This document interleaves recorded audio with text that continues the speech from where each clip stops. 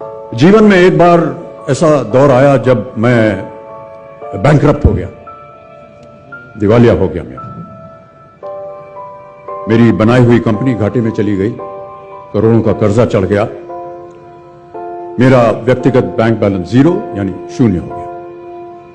कमाई के सब जरिए बंद थे और सरकार की तरफ से घर पर कुर्की के छापे लग गए। ये बात धीरूभाई को पता चली। बिना किसी से पूछे या जाने उन्होंने अपने छोटे बेटे और मेरे मित्र अनिल से कहा, इसका बुरा वक्त है, इसे कुछ पैसे दे दो। अनिल ने मुझे आकर ये बताया,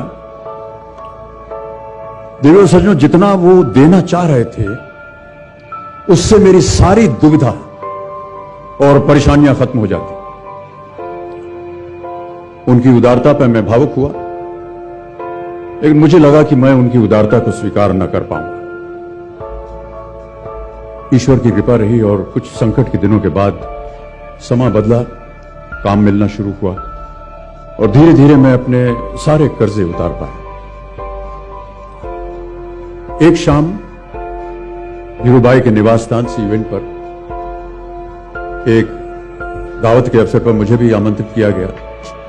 तो ऊपर लॉन में एक तरफ धीरूभाई एक बड़े से मेज पर अपने कुछ मित्रों, बड़े फाइनेंशियल और कॉर्पोरेट वर्ल्ड के दुनिया के दिग्गजों के साथ बैठे बात कर रहे थे। मुझ पर नजर पड़ी तो मुझे बुलाया और कहा, यहां मेरे साथ बैठो। मुझे बड़ा अजीब लगा। मैंने क्षमा मांगी और कहा, मैं उधर अपने मित्रों के साथ बैठा हूं, वहीं ठीक हूं। उन्होंने जिद की और बैठा लिया मुझे।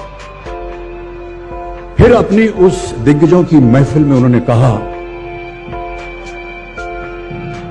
यह लड़का गिर गया था लेकिन अपने बल पर फिर खड़ा हो गया, मैं इसकी इज्जत करता हूं।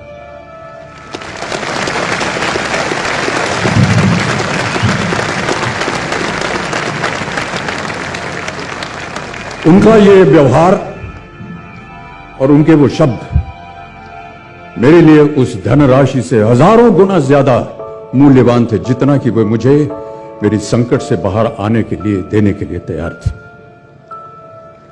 कर्मयोगी थे वो। कहते थे, ईश्वर ने हमें दो मार्ग दिए हैं उन तक पहुंचने के लिए, एक भक्ति और ध्यान का और दूसरा कर्म और ज्ञान का। मैं दूसरे मार्ग पर चलने वाला इंसान हूं। कर्म को धर्म मानता हूं और ज्ञान को ही ईश्वर।